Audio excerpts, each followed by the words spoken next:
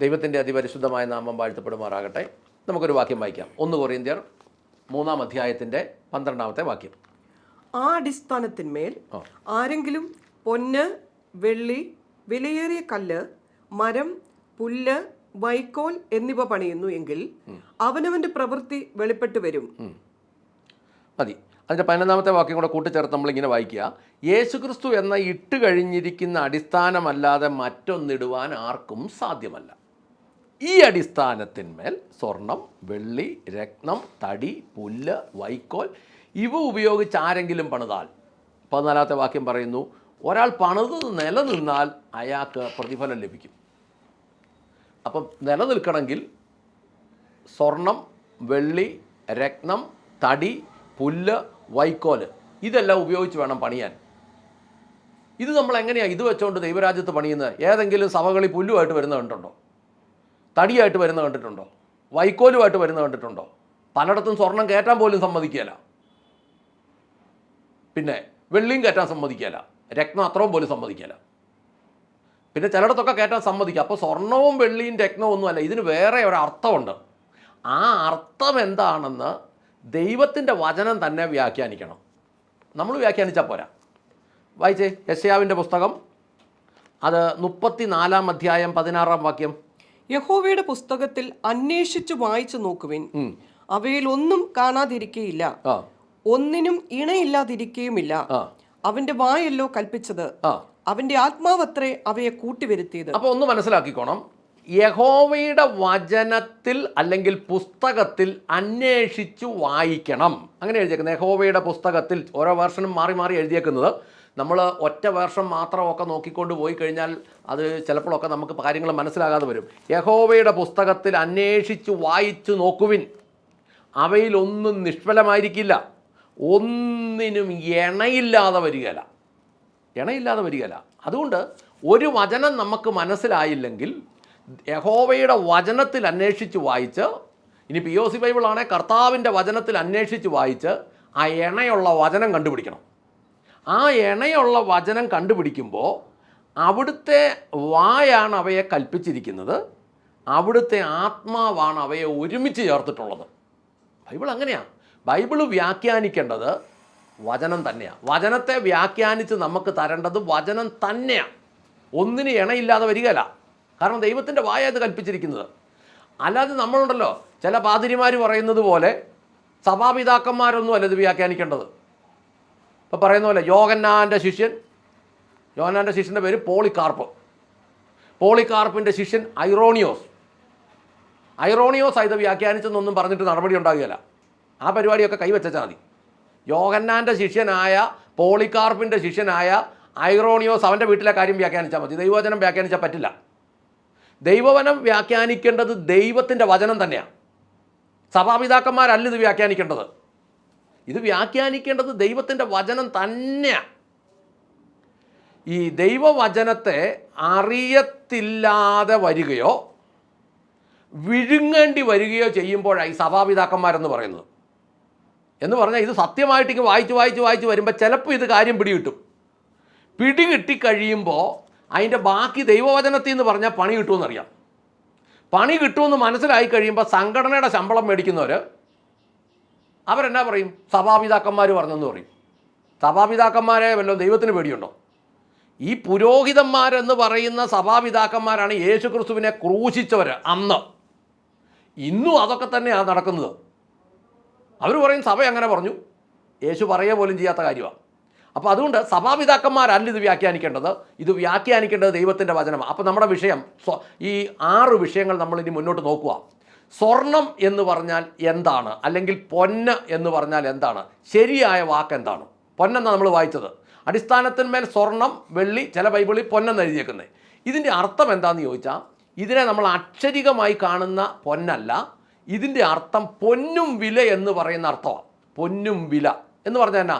അത് സ്വർണത്തിൻ്റെ വില നമുക്കറിയാം. ഗ്രാമിന് 5000 രൂപ 5500 രൂപയൊക്കെയാണ് സ്വർണത്തിൻ്റെ വില. ആ വിലയല്ല ദൈവവചനത്തിനുള്ളത്.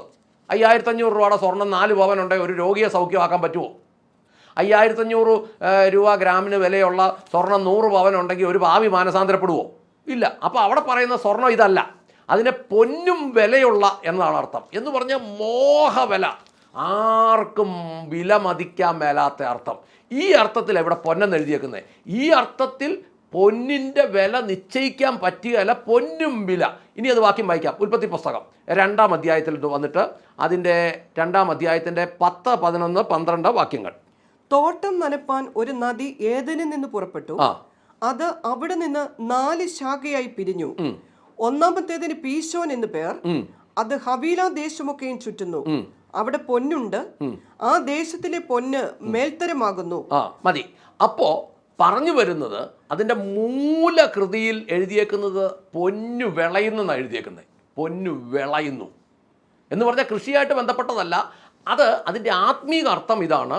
നദി പരിശുദ്ധാത്മാവിനെ കാണിക്കുന്നു. നദി പരിശുദ്ധാത്മാവിനെ കാണിക്കുന്നു. വെള്ളം പരിശുദ്ധാത്മാവിനെ കാണിക്കുന്നു. വായിച്ചാട്ടെ, യോഹന്നാൻ 7, 37, 38 വാക്യങ്ങൾ.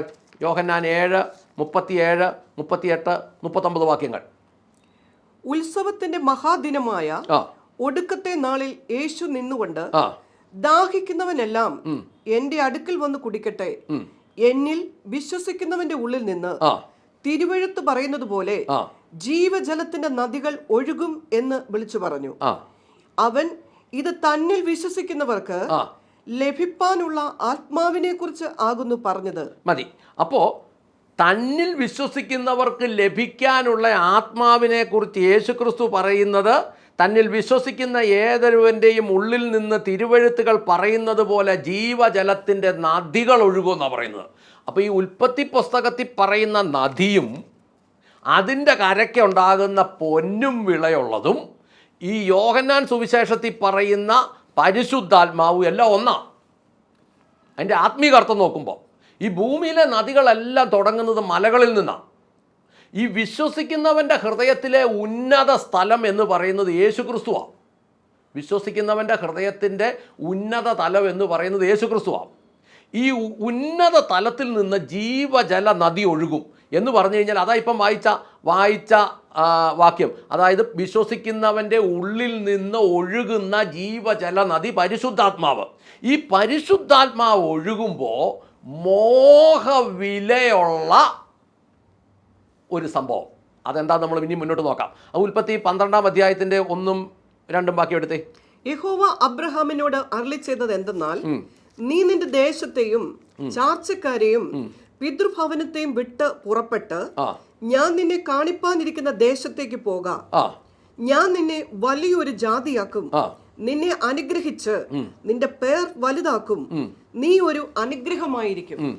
മതി. യഹോവ അബ്രഹാമിനോട് അരുളി ചെയ്തു, ഞാൻ നിന്റെ ദേശത്തെയും നിന്റെ ജനങ്ങളെയും നിന്റെ പിതൃഭവനക്കാരെയും വിട്ട് ഞാൻ നിന്നെ കാണിക്കുന്ന ദേശത്തേക്ക് പോയാൽ ഞാൻ നിന്നെ വലിയൊരു ജനതയാക്കും എന്ന് പറഞ്ഞാൽ അവനോട് പറഞ്ഞു, നിന്നെ ഞാൻ വിലമതിക്കാനാകാത്ത അവസ്ഥയിലെത്തിക്കും. എന്നിട്ട് നമ്മൾ വായിക്കുക, സങ്കീർത്തനത്തിലോട്ട് വന്നേ. സങ്കീർത്തനം 19-ന്റെ 8, 9, 10 എന്ന് നമുക്ക് വായിക്കാം. സങ്കീർത്തനം 19-ന്റെ 8, 9, 10.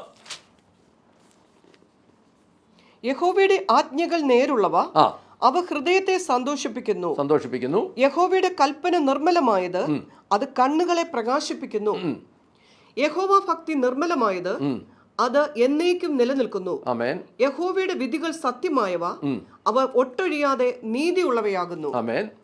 അവ പൊന്നിലും വളരെ തങ്കത്തിലും ആഗ്രഹിക്കത്തക്ക തേനിലും തേൻകട്ടിലും മധുരമുള്ളവ. അപ്പൊ ഇവിടെ പൊന്ന് എന്നുദ്ദേശിക്കുന്നത് അമൂല്യമായ വസ്തുവിനെ കുറിച്ചാണ്. ആ വസ്തു ഏതാന്നൊക്കെയാണ് പറയുന്നത്. യഹോവയുടെ ഉപദേശങ്ങൾ, യഹോവയുടെ ആജ്ഞകൾ, യഹോവ ഭക്തി, യഹോവയുടെ വിധികൾ, ഇതെല്ലാം ആണ് ഈ വിലയേറിയ പൊന്ന്.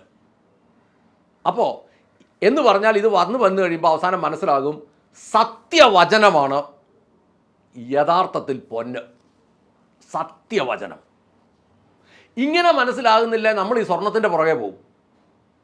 സത്യവചനമാണ് യഥാർത്ഥത്തിൽ പൊന്ന്. ഇവിടെ എഴുതിയേക്കുന്നു, അത് തന്നെയാണ് സങ്കീർത്തനക്കാരൻ എഴുതിയേക്കുന്നത്. യഹോവയുടെ ഉപദേശങ്ങൾ, യഹോവയുടെ ആജ്ഞകൾ, യഹോവ ഭക്തി, യഹോവയുടെ വിധികൾ, ഇതെല്ലാം പൊന്നിനേക്കാളും ശുദ്ധി ചെയ്ത തങ്കത്തെക്കാളും വിലയേറിയവ. അർത്ഥം വന്നത് കണ്ടോ?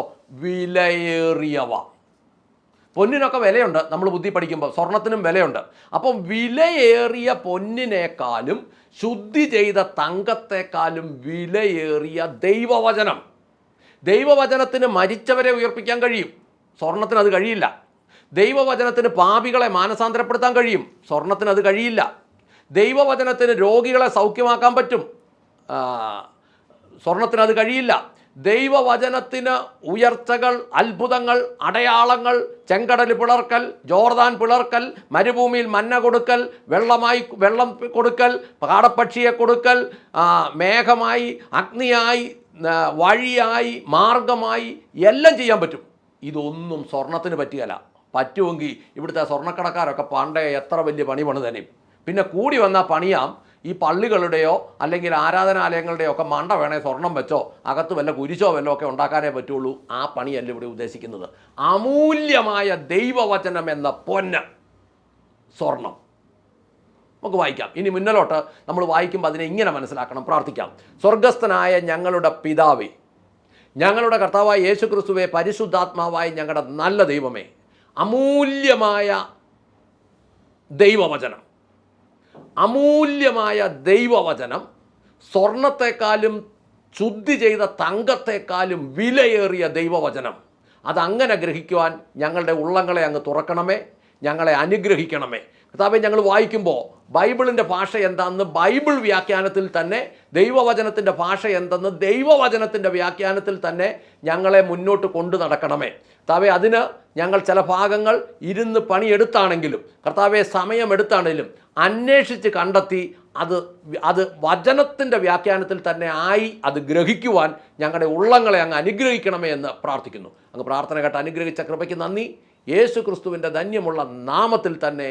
ആമേൻ, ആമേൻ, ആമേൻ.